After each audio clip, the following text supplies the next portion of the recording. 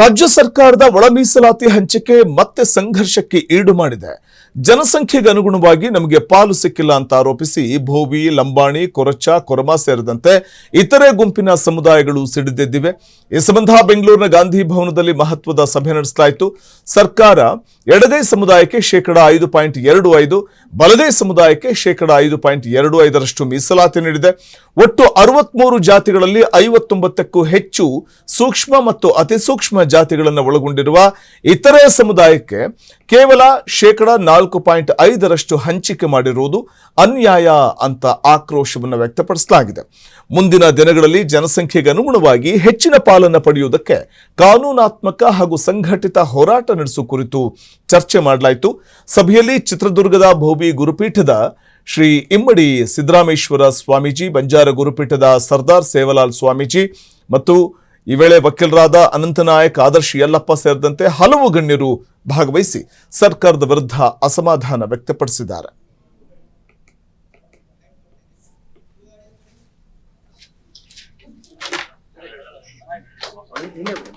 ಒಳ ಮೀಸಲಾತಿ ಹಂಚಿಕೆ ಆಗಿಲ್ಲ ಎನ್ನುವಂತಹದ್ದು ಸಿಕ್ಕಿರುವ ಮಾಹಿತಿಯ ಮೂಲಕ ನಮ್ಮ ಗಮನಕ್ಕೆ ಬಂದಿರುವಂತಹದ್ದು. ಈ ಹಿನ್ನೆಲೆಯಲ್ಲಿ ನಾವು ಸರ್ಕಾರದ ಕ್ಯಾಬಿನೆಟ್ ಡಿಸಿಷನ್ ಗೆಜೆಟೆಡ್ ನೋಟನ್ನು ನಾವು ಕಾಯ್ತಾ ಇದ್ವಿ. ಅದು ಬಂದ ನಂತರದಲ್ಲಿ ಏನೇನು ಲೋಪದೋಷಗಳಿಂದ ಕೂಡಿದೆ ಅದನ್ನು ಕಾನೂನಾತ್ಮಕವಾಗಿರುವಂಥ ಹೋರಾಟವನ್ನು ಮಾಡೋದ್ರ ಮೂಲಕವಾಗಿ ನಾವು ನಮ್ಮ ನ್ಯಾಯವನ್ನು ಪಡೆಯುವಂಥ ಪ್ರಯತ್ನವನ್ನು ಮಾಡ್ತೀವಿ. ಹಾಗೂ ಮುಖ್ಯಮಂತ್ರಿಗಳಿಗೆ ಭೋವಿ, ಬಂಜಾರ, ಕೊರಮ, ಕೊರಚ ಸಮುದಾಯದ ಎಲ್ಲ ಜನಪ್ರತಿನಿಧಿಗಳೊಂದಿಗೆ ಮುಖಂಡರುಗಳು ಭೇಟಿ ಮಾಡಿ ನಮ್ಮ ಸಂಕಷ್ಟಗಳನ್ನು ಅವರಿಗೆ ಅರಿವು ಮೂಡಿಸುವಂತಹ ಪ್ರಯತ್ನವನ್ನು ಮಾಡಬೇಕು ಅಂತೇಳಿ ನಿರ್ಣಯವನ್ನು ಮಾಡಿದ್ದೀವಿ. ಮೊನ್ನೆ ತಾನೇ ವಿಶೇಷವಾಗಿರ್ತಕ್ಕಂಥ ಒಂದು ಸಂಪುಟ ಸಭೆ ಸರ್ಕಾರ ತೀರ್ಮಾನ ತೆಗೆದುಕೊಂಡಿದೆ. ಇವತ್ತು ಬಂಜಾರ, ಭೋವಿ, ಕೊರಚ, ಕೊರಮ ನಮ್ಮ ಸರ್ಕಾರ ಇತ್ತೀಚೆಗೆ ಸಚಿವ ಸಂಪುಟದಲ್ಲಿ ಮೀಸಲಾತಿನ ವರ್ಗೀಕರಣ ಮಾಡಿ ತೀರ್ಮಾನವನ್ನು ಮಾಡಿದೆ. ಆ ತೀರ್ಮಾನದ ಅಧಿಕೃತ ಪ್ರತಿ ಇನ್ನು ನಮಗೆ ಸಿಗಬೇಕಾಗಿದೆ. ಆದರೆ ಮಾಧ್ಯಮಗಳಲ್ಲಿ ಬಂದಿರುವಂಥ ಸುದ್ದಿಗಳ ಪ್ರಕಾರ ABC ಅಂತೇಳಿ ಗುಂಪುಗಳನ್ನು ಮಾಡಿ C ಗುಂಪಿಗೆ 4.5% ನಿಗದಿ ಮಾಡಿದ್ದಾರೆ. ಅದರಲ್ಲಿ ಸುಮಾರು 64 ಜಾತಿಗಳಿದೆ ಅಂತ ತಿಳಿದು ಬಂದಿದೆ. ಆದರೆ ಈ 64 ಜಾತಿಗಳು ಕೂಡ ಅಲೆಮಾರಿ, ಅರೆ ಅಲೆಮಾರಿ, ಸೂಕ್ಷ್ಮ, ಅತಿ ಸೂಕ್ಷ್ಮ ಜಾತಿಗಳಾಗಿದ್ದಾವೆ ಮತ್ತು ಸಾಮಾಜಿಕವಾಗಿ ಮತ್ತು ಶೈಕ್ಷಣಿಕವಾಗಿ ಅತಿ ಹೆಚ್ಚು ಹಿಂದುಳಿದಿರುವಂತಹ ಜಾತಿಗಳು ಇವೇ ಆಗಿದ್ದಾವೆ.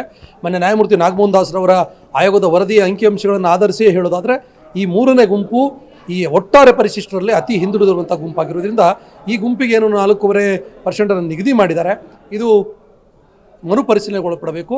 ಮತ್ತು ಗುಂಪುಗಳನ್ನು ಮಾಡಿದ್ದಾರೆ, ಈ ಗುಂಪಿನಲ್ಲೂ ಕೂಡ ಮೂರನೇ ಗುಂಪಿನಲ್ಲೇ ಬಾಲ ಸಂಬಂಧಿತ ಮತ್ತು ಎಡ ಸಂಬಂಧಿತ ಸಮುದಾಯಗಳು ಕೂಡ ಇದರಲ್ಲಿ ಈ ಲೀಸ್ಟಲ್ಲಿದ್ದಾವೆ.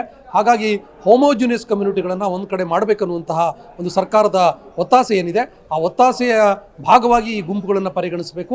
ಇದನ್ನು ಇನ್ನೊಂದು ಸಲ ಮರುಪರಿಶೀಲನೆ ಮಾಡಬೇಕಂತೇಳಿ ಇವತ್ತು ಚರ್ಚೆನ ಮಾಡಿದ್ದೀವಿ. ಅನೇಕ ಸಲಹೆಗಳು ಬಂದಿದ್ದಾವೆ. ಕ್ಷಣ ಕ್ಷಣದ ಸುದ್ದಿಗಳಿಗಾಗಿ ಫ್ರೀಡಂ ಟಿವಿ ಸಬ್ಸ್ಕ್ರೈಬ್ ಮಾಡಿ, ಲೈಕ್ ಮಾಡಿ ಹಾಗೂ ಫಾಲೋ ಮಾಡಿ. ಹೊಸ ಸುದ್ದಿಗಳ ನೋಟಿಫಿಕೇಶನ್ಗಾಗಿ ಬೆಲ್ ಐಕಾನ್ ಮೇಲೆ ಕ್ಲಿಕ್ ಮಾಡಿ.